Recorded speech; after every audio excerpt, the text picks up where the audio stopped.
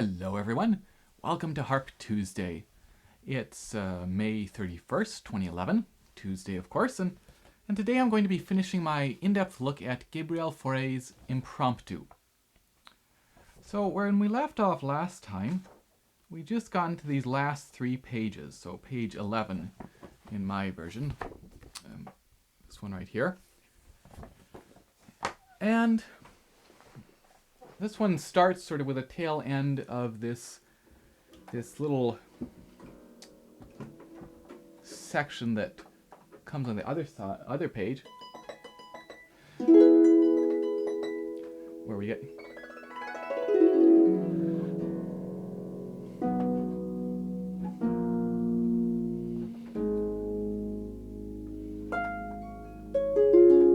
so let me just talk a little bit about that transition. Now, in this copy, we have an a tempo right here at the start of this section,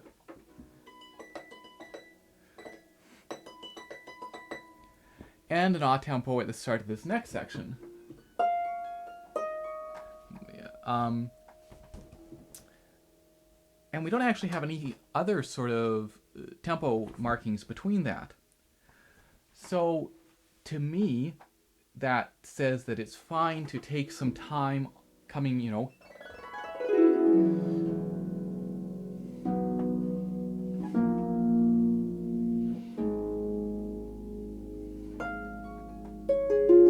to feel free to take a lot of time in that bar instead of doing it pretty much in tempo. 1, 2, 3, 1, 2, 3, 1. That just feels too rushed to me. And the fact that while we don't have any sort of writ marked on here, the fact that we have an a tempo suggests that Fauré anticipated that a little bit of leeway would be taken there. So feel free to take some time, and you'll notice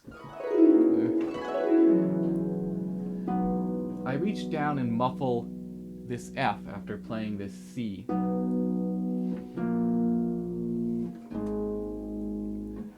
That's just to sort of clear some of that sound. We got all this sound ringing away.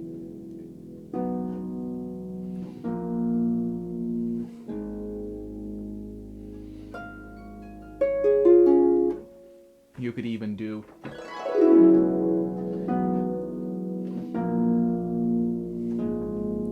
grab some of this because in playing this B flat octave, this C sort of naturally gets muffled. So again, we're just making it so it's not too muddy and the sound's clear. So something to think about on that. And then we start this little section.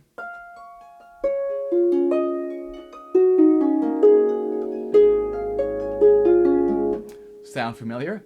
So here again we've got this little types of fingering where it's instead of 4, 3, 2, 1, it's 4, 2, 3, 1.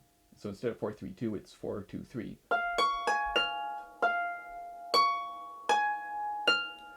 That we had earlier in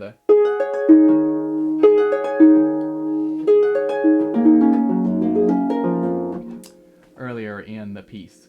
So this, of course, is another great one to turn into a little exercise and play it. Or just play it slowly and make sure that it's nice and even, and also that you're able to bring out that tune.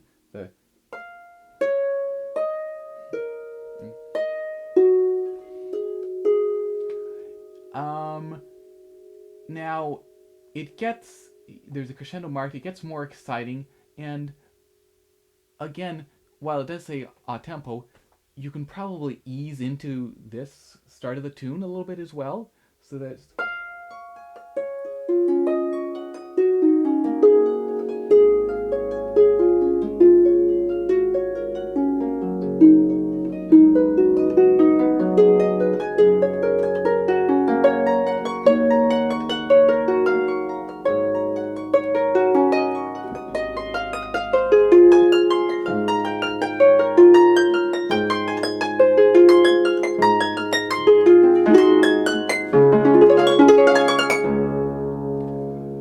by the end, it's gotten quite powerful, and it's a nice crescendo throughout that. And I'm not going to spend too much time talking about that. It's, again, just making sure it's nice and even. And then we get these arpeggios. And then this little section coming down.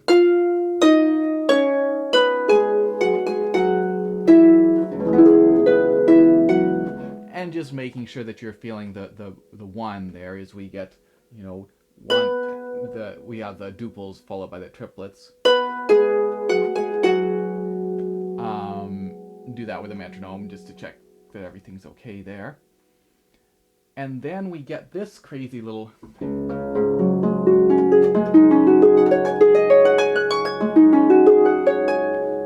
So now for the first time in the piece, if we're doing it from the start to finish, the left hand is doing this little 4, 2, 3, 1.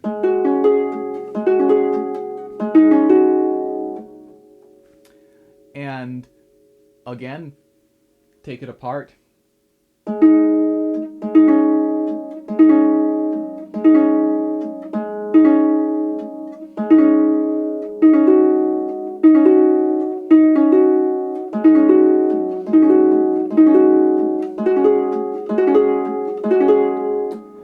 There's a section that we're about to get to that is a great exercise for this little pattern for both the right and the left hand, because it's the fastest.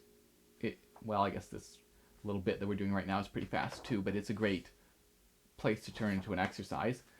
But this little run up can be, you know, can require some work.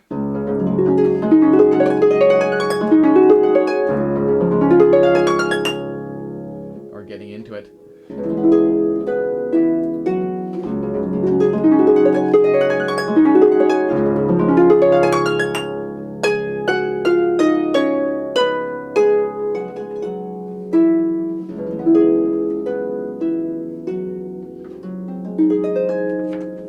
So, again, similar to everything else that I've talked about, working on ways to make sure that that's loud and fast and even.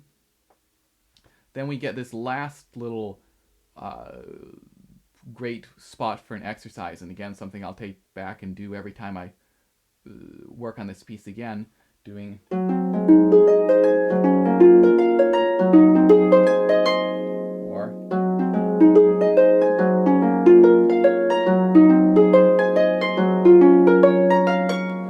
And this section is a great chance to really just cut loose and have fun with the physicality of this piece, with these fast notes, and you know, we sort of ease into it with this.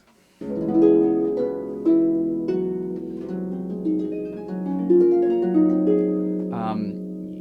know, a little bit of holding back there, and then you can just go for it. It just gets progressively faster and louder. More on the loud side than the fast side, but it just, the intensity builds and builds and builds.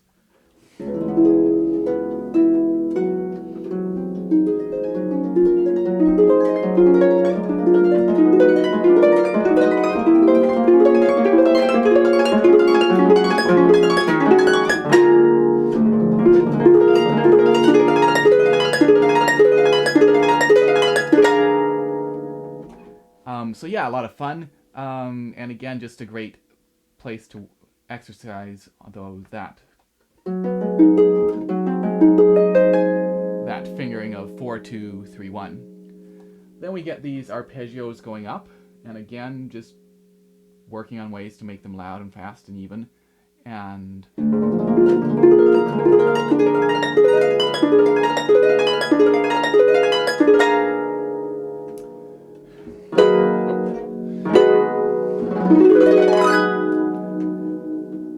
now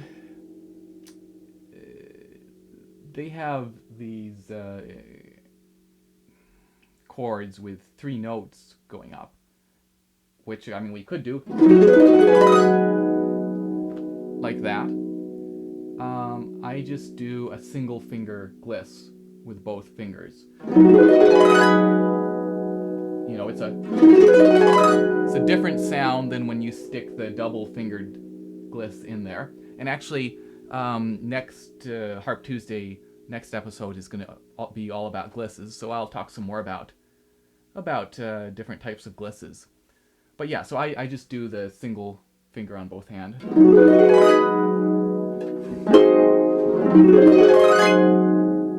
And now we're here into the final little flourishes.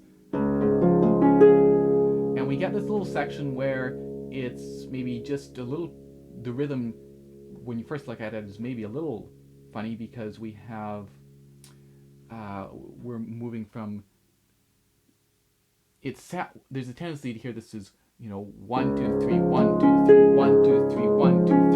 And now we want to go 1, 2, 3, 1, 2, 3, 1, 2, 3, 1, 2, 3.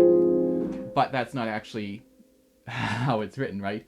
Because the eighth notes are they're triplets. So it's actually in relation to the 16th notes is 1 and 2 and 3 and 1 and 2 and 3 and 1 and 2 and 3 and 1 and 2 and 3. And again, any time where you have triplets in this sort of a pattern, I mean, that's going to sound like 2. It's really hard not to hear that as a 2, right? 1, 2, 1, 2, 1, 2. Just the way that it's built and the way that our ear hears that, it's really hard to hear that as 3. So you have to make sure that as much as possible you're feeling that as 1, 2, 3, 1, 2. That you're feeling that downbeat on the 1. So we get.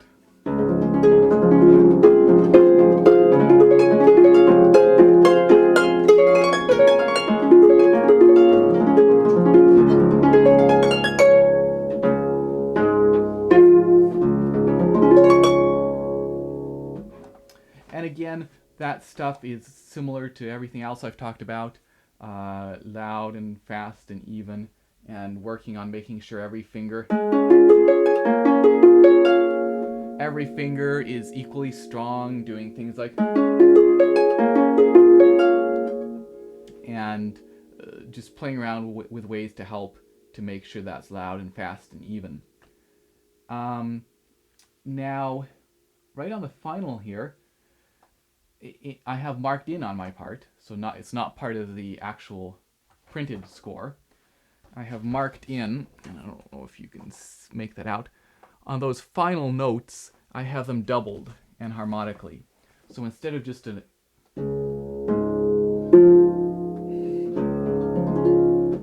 I have, so you're playing both the C sharp and the D flat, and the G sharp and A flat, and E sharp and F natural.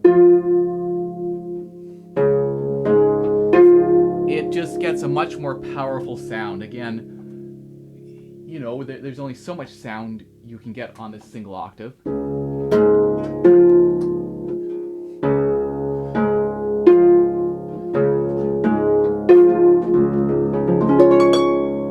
And it helps because this piece is built to such a powerful finish. I think it's nice to just give it a little extra help with those enharmonics.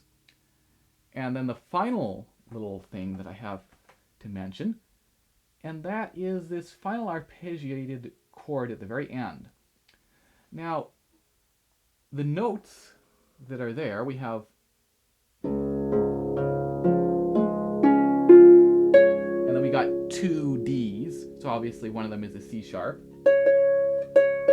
and again 2 Ds up here, so one of them is a C sharp. And one way to do that is just to leave out one of these Ds here. So, because the question is, right, this works, 4 notes here.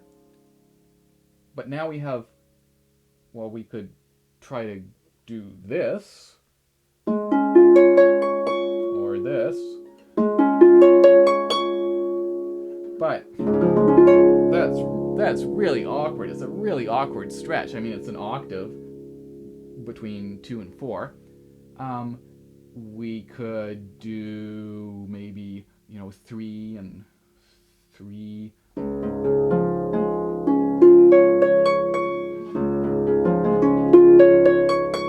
Something like that, splitting up. But that means we're doing 4 hands worth of stuff. In other words, it's really easy to just do 2 hands worth of a rolled chord, of a arpeggiated chord. Because you get to place everything and you don't have to find any new notes. So you place everything before you start and play it. Then sometimes with these arpeggios, you might have to do, 3 hands worth. You start maybe the left hand and you end with the left hand. So now the left hand's having to jump. And sometimes you're going to throw in that right hand in as well. And maybe the left hand on top of that. I don't know. Every time that a hand needs to jump, it just adds a little bit of extra risk to that arpeggio. So the fewer jumps that we can have, the better. So one solution, as I say, is just to leave this second D out. So probably play the D rather than the C unless that reach is awkward for you. Let's try that again. That's nice, that's fine. And I actually learned it that way. But then you can also do, if you want, just to try to get all those notes in, you can do a slide with a thumb so that you go.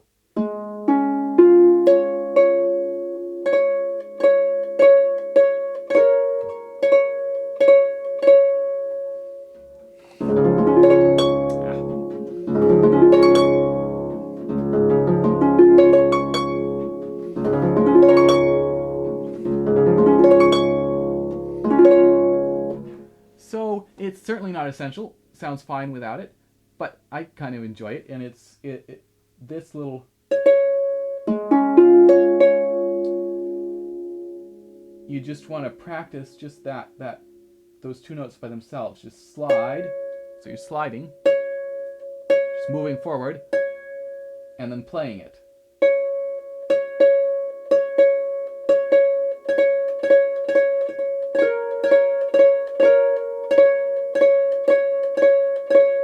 And eventually it's kind of one motion. The move forward and the playing is all just sort of.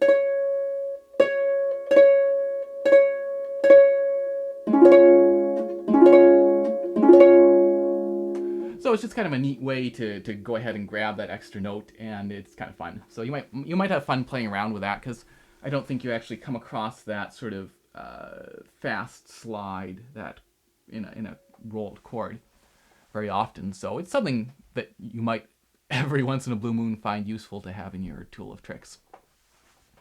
So that's all I have for this week. And as I say, next episode will be about glisses.